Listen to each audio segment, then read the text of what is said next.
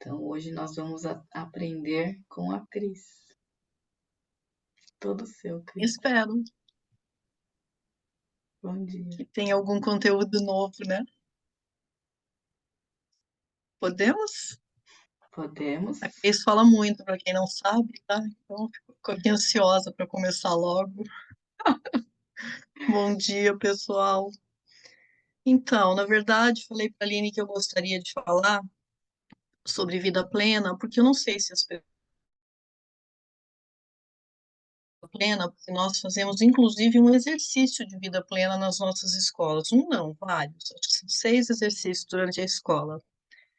E para mim é a ferramenta que mais agrega, porque todo mundo, depois que pega, é como nesse grupo, né? A gente vai pegando confiança, e a gente vai se sentindo à vontade, porque a gente se identificou com ele.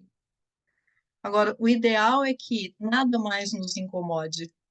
Então, a gente vai poder se identificar com qualquer pessoa, com qualquer grupo, em qualquer tribo, se a gente viver plenamente. E não vai ter nada que vai nos incomodar. A gente vai se sentir sempre à vontade com tudo. Tendo educação, qual o problema, não é?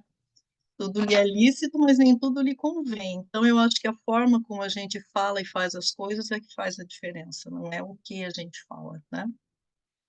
Então, só conceituando vida plena, é uma rota ascensional onde nos extremos identificamos, de um lado, a animalidade, o homem animal, que é defensivo, que ainda somos nós.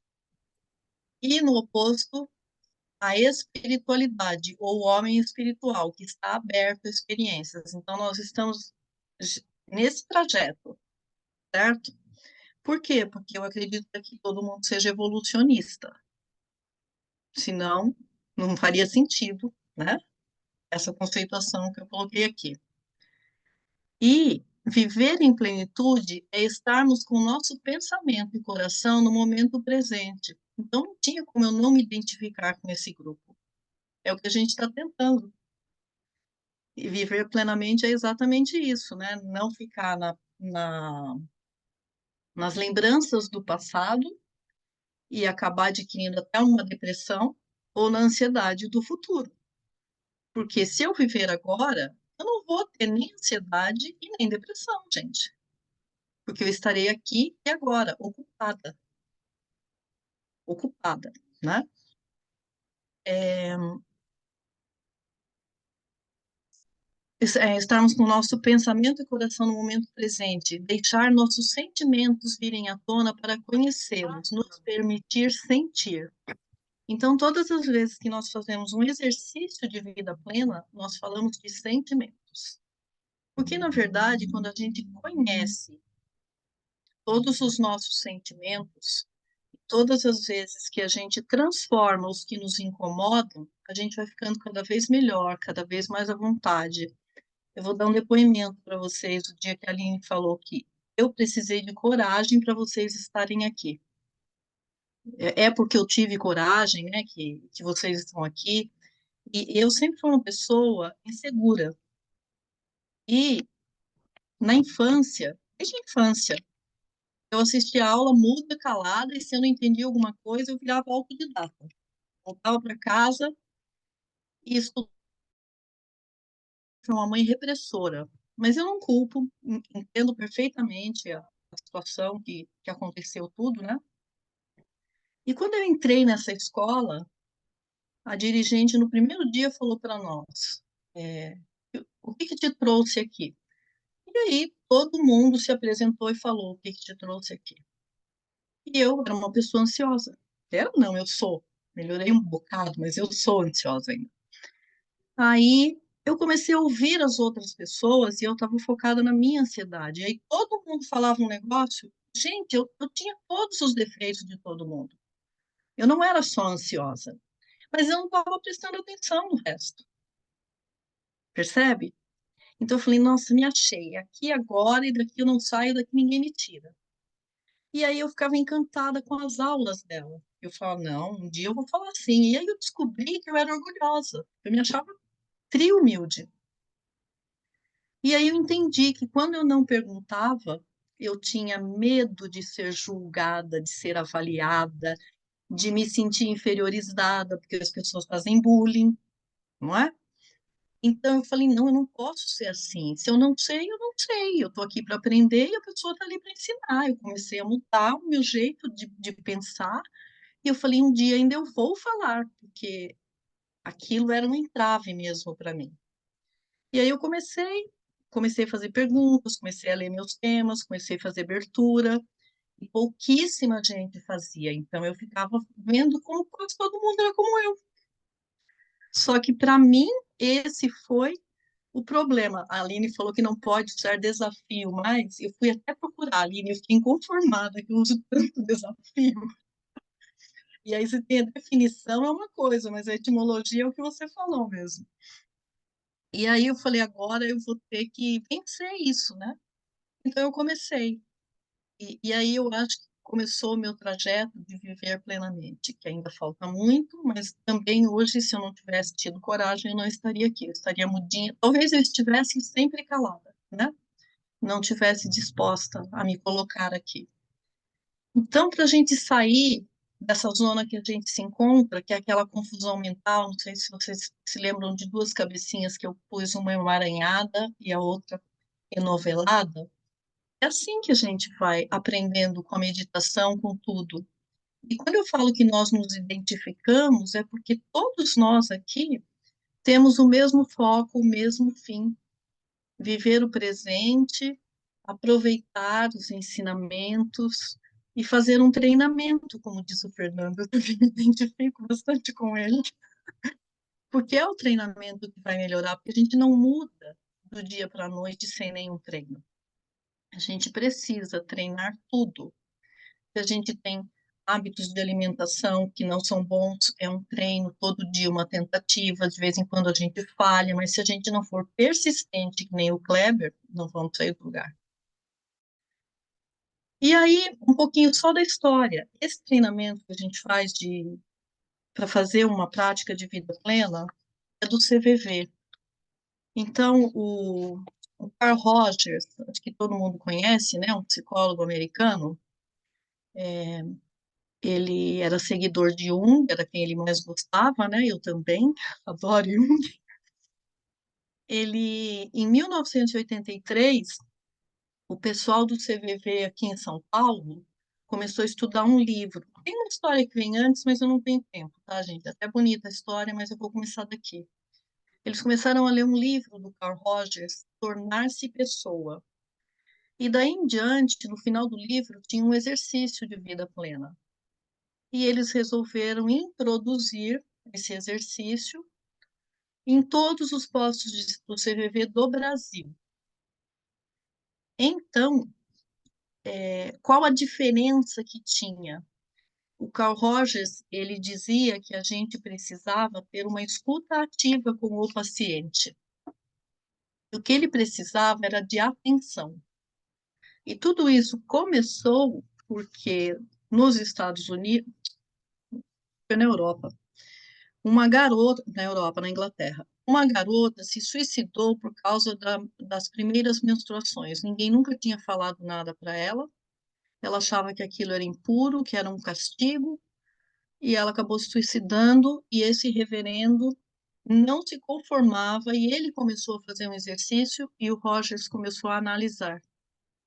E ele começou assim, sabe aquelas pessoas intuídas, aqueles missionários que vêm para mudar as coisas mesmo? E aí o Carl Rogers colocou em prática. Inclusive, o Estado não fazia nem o funeral da menina, por esse motivo, por ela ter se suicidado, coisas assim da história que são inacreditáveis. Então, ele afirmava que é preciso ouvir a pessoa, e quando isso ocorre, o paciente já se sente melhor. Ser autêntico no ouvir era o sinalizador se o tratamento estava dando ou não certo. A partir daí, ele constrói uma linha de pesquisa e de tratamento para o atendimento psicológico. Então, mudou tudo. Por quê? Quando você tem alguém te dando atenção, às vezes a pessoa está carente, não tem com quem se abrir. O que que ela vai fazer? Ela vai se deprimir, porque ela vai sentir solidão, ela vai ter autopiedade.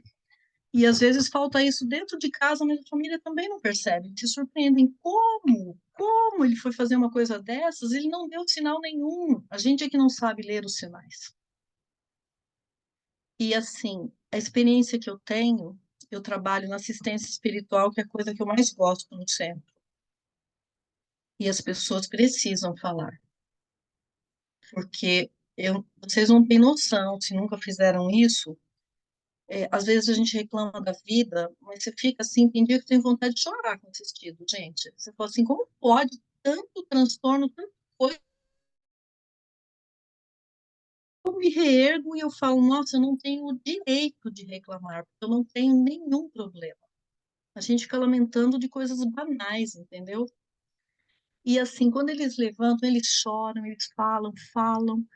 E aí, o que que é importante? Quando a gente fala, a gente se escuta, a gente se percebe, e às vezes a gente não tem essa oportunidade. Nas nossas escolas à distância tem o exercício até sozinho, que eu falo que eu não faria escola à distância porque eu gosto de falar. Assim, difícil fazer uma vida plena sozinha. Então eu fico pensando quanto sacrifício, né, para essa pessoa que está nesse sofrimento não ter quem a ouça e não ter como se ouvir porque não tem alguém para escutá-la. Então o CVV surgiu exatamente por isso. E eu já comecei a fazer um treinamento no CVV, mas não deu muito certo, porque eu tenho perfil. Eu acabei não continuando nas reuniões e eles ficaram me ligando para eu voltar.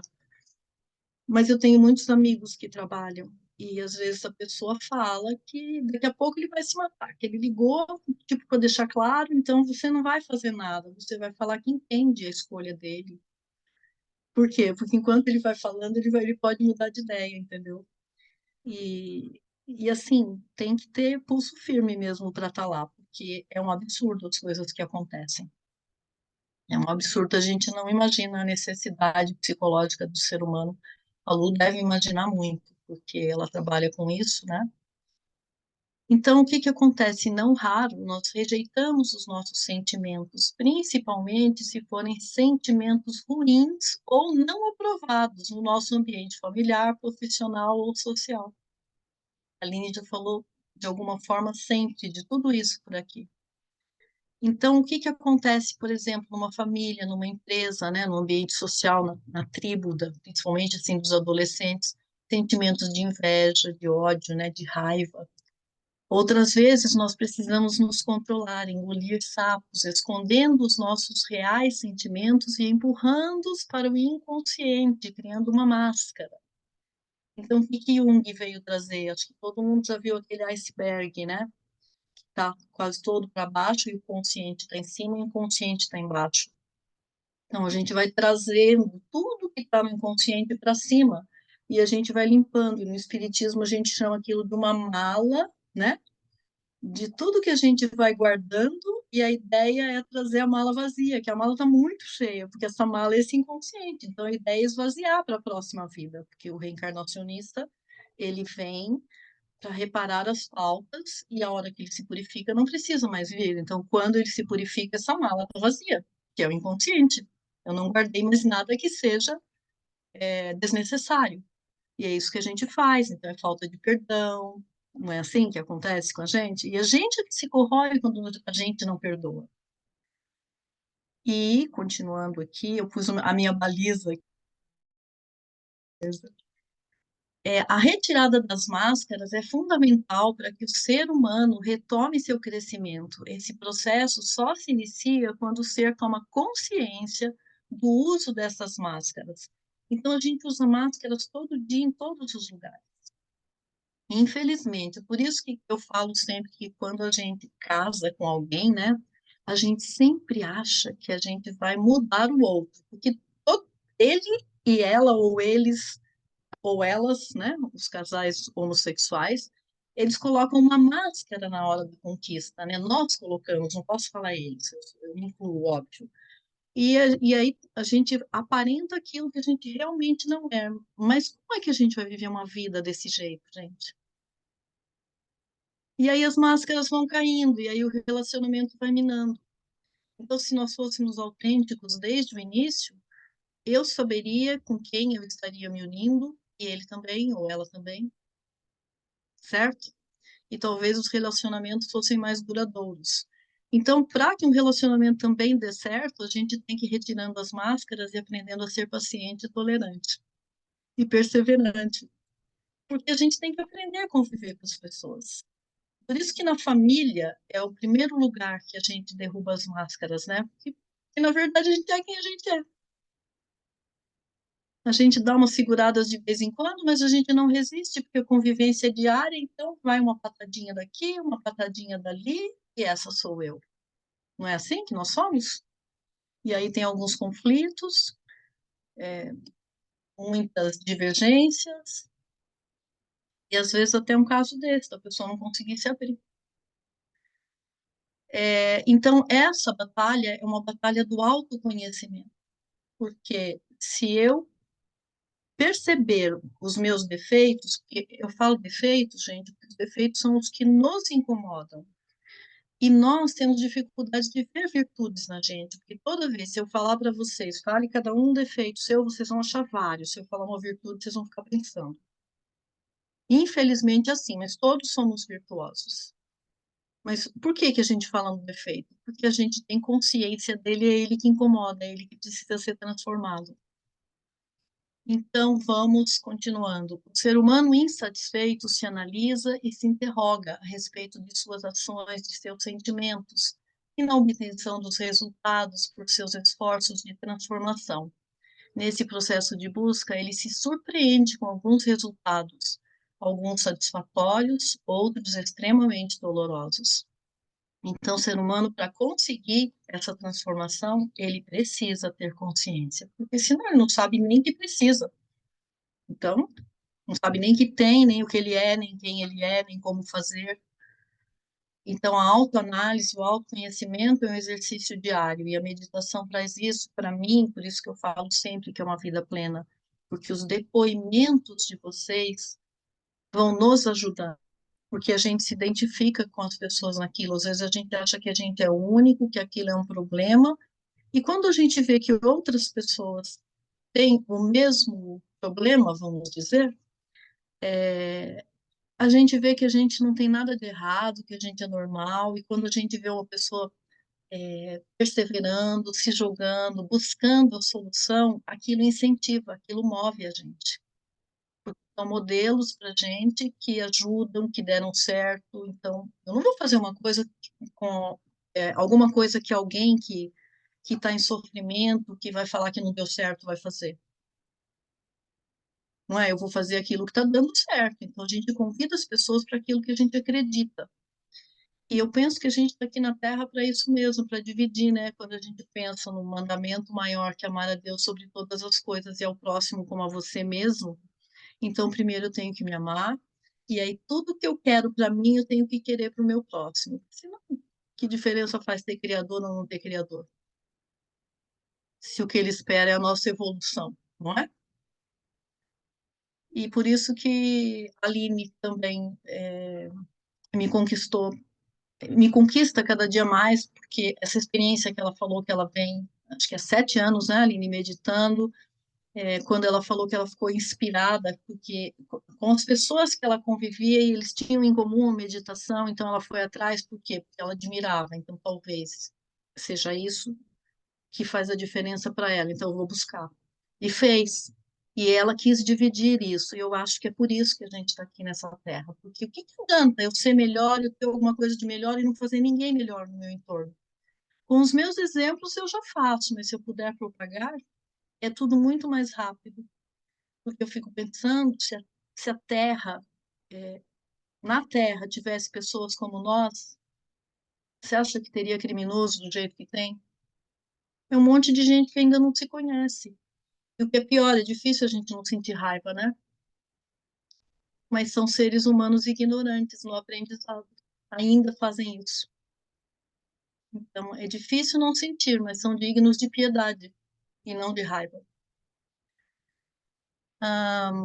O caminho da autotransformação é longo e penoso, mas extremamente gratificante e enriquecedor, pois daí em diante o ser humano aspira a um futuro de libertação através do conhecimento, do autoconhecimento, da responsabilidade, da disciplina e, acima de tudo, do amor. Então, eu sempre falo que a gente só vai ganhar a liberdade plena na hora que a gente tiver a responsabilidade plena. Não tem outro caminho. Porque mesmo que a gente empurre com a barriga, uma hora a consciência cobra. Fica lá dentro do iceberg e não submerge. E só a hora que submergir que a gente vai ter paz. Então, o que que é interessante de tudo isso? Nas nossas práticas, depois de 1 ano e meio que a gente tem de convivência, porque tem dirigente, 1 ou 2 secretários, às vezes grandes, o ideal é você não saber quem é o dirigente, porque todo mundo é igual. Eu estou dirigente porque eu tenho um conhecimento e eu posso direcionar as práticas, direcionar as aulas, né, auxiliar de alguma forma, mas eu sento ali, mesmo quando eu estou expositora, eu sento ali como se eu fosse um qualquer. Então, se vocês chegarem na sala, vocês não vão saber quem é o dirigente, porque todos estamos aprendendo uns com os outros, como aqui, as histórias de todos. Então, eu me comprometi, que nem as pessoas falam, mas como você levanta às 5 da manhã? Eu falei, gente, não deixe de fazer, faça no seu horário. Eu faço às 5 porque eu sou indisciplinada. Então, quando eu chego aqui com vocês, eu já fiz. É como minha atividade física. Era a primeira coisa, agora é a meditação. Daqui a pouco eu não vou dormir mais, vou arrumar tudo antes. Eu faço pilates 6h30, eu falei para a Lívia. Agora eu estou levantando 15 para 5 para estar aqui. Então, eu reconheço minha disciplina, então tenho que trabalhar com ela. Então, me comprometi com vocês e venho todo dia aqui por isso. Já pensei em mudar de horário, mas eu sei como vai ser. Um dia vai ser uma desculpa, outro dia vai ser outra desculpa. Quando chega a noite, eu estou cansada demais. Se eu for meditar, eu vou dormir, não vou meditar. Já tentei outras vezes. Então, cada um tem que fazer o que é bom para você, não é? Então, nas nossas práticas, o que tem de interessante é que a gente coloca até a gente poderia fazer um dia, a gente coloca só os limites. Então, assim, você não pode monopolizar o tempo, porque como um quer falar, todos podem querer falar, e a gente tem um limite de tempo. Fala um de cada vez, ninguém julga, ninguém analisa, todo mundo só ouve. Se ninguém quiser falar nada, não fala, já houve prática, meus colegas falam de ficar 50 minutos, todo mundo mudo, calado. Outras vezes a gente pode dar uma ideia de, tipo assim, fazer alguns questionamentos, né? Como eu me comporto diante da paciência, né? Como é que eu estou desenvolvendo a minha paciência, a minha humildade, a minha tolerância, a minha vaidade, alguma, para dar um. Mas aí o que que a pessoa se prende naquilo? E o ideal da vivência plena é que cada um fale de sentimentos, mas fale o que sentir vontade. E eu não posso pegar gancho, não posso aconselhar, tá? E por que que é a coisa que eu mais aprendo? Porque são depoimentos, são coisas íntimas, as pessoas se abrem mesmo, gente. Tem gente que nunca se abriu, tem gente que nunca conseguiu ler um tema, a gente fica 3 anos e meio juntos e a pessoa sai muda e calada. Mas na minha última turma, teve uma senhora que entrou no centro quando eu entrei, eu trabalho há 18 anos nesse centro. E nessa última turma que agora eu já estou na última, a, a, a décima, a 23ª turma, agora eu estou na 30ª, são as turmas do centro, tá, gente? Ela entrou nessa 23ª turma e foi a turma da pandemia. Metade foi presencial, a outra metade foi online. E no último dia, que a gente sempre fazia um evento super gostoso, eu pedi depoimento das pessoas. Quando a gente já tinha se despedido, que já estava uma choradeira, ela abriu o microfone, gente, e agradeceu e falou. Todo mundo começou a chorar. Que ela nunca falou. Nunca. Então, para mim, foi a vida plena dela aquilo, sabe? E hoje ela está lá, trabalha na biblioteca. Então, você pensa, ela não fez reforma íntima? E a nossa escola é exatamente essa, é transformadora, né? Para a gente se conhecer mesmo. E ela fez. E eu penso que até a escuta ativa, um respeitar o tempo do outro, é que fez essa grande diferença, talvez, na vida dela e que deu coragem dela fazer um negócio desse. Então, a gente aprende por quê? Porque a gente vê o sofrimento do outro, a gente vê como é que ele saiu daquilo, e de outro, e eu dou o meu depoimento, eu tenho que participar igual, porque eu tenho os meus perrengues. Então, todo mundo participa ativamente, todo mundo fala se tem vontade, e o foco é o sentimento. Então, gente, para resumir, é isso, porque a gente não tem tempo, né? Todo mundo tem o que fazer.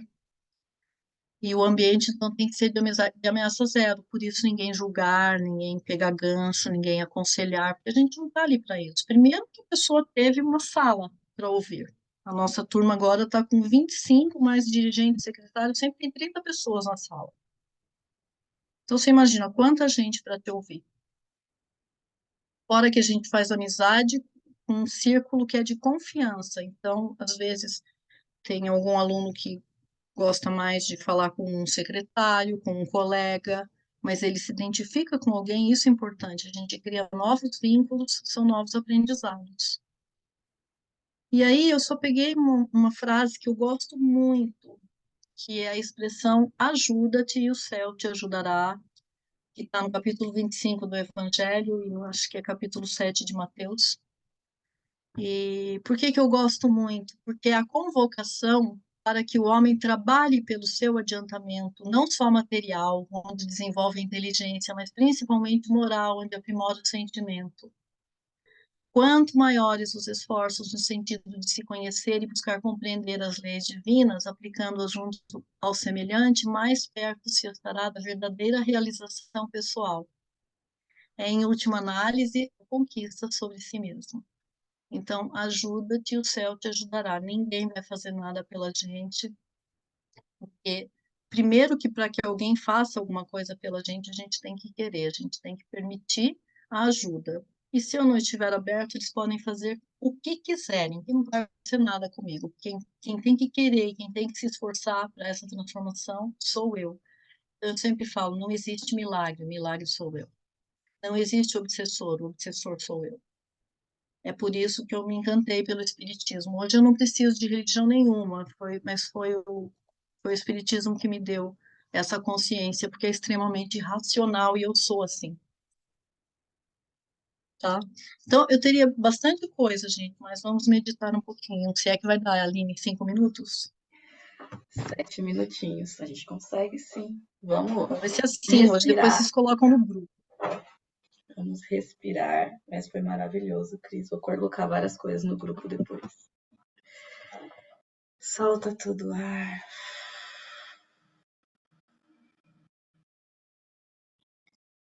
Inspira. Segura. Expira. Segura. Inspira. Segura. Expira.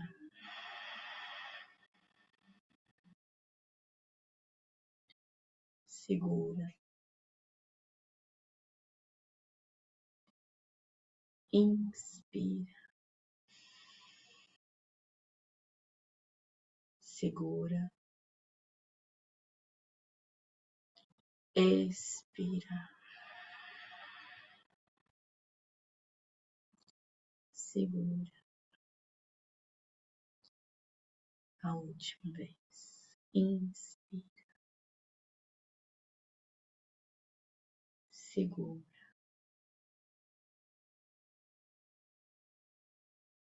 Expira.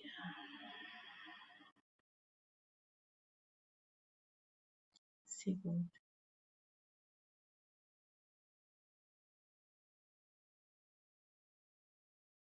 Não controle mais a sua respiração. Deixe que ela flua naturalmente.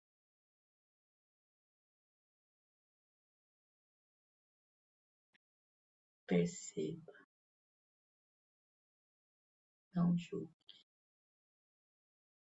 Nem analise.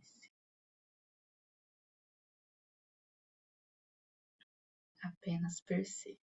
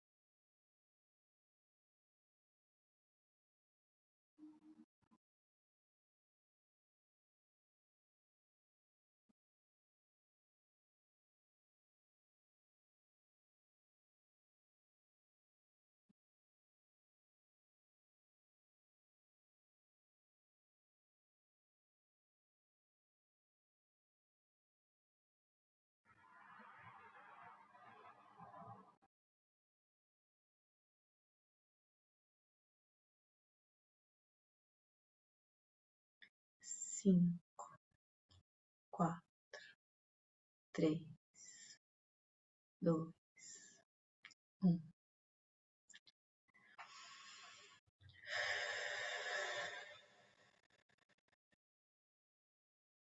Gratidão pela prática de hoje. Vamos comentar lá no grupo.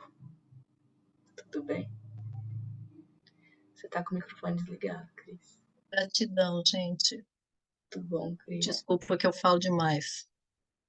Não peça desculpas quanto a isso. Você é maravilhosa. Até, gente. Tenha um excepcional dia.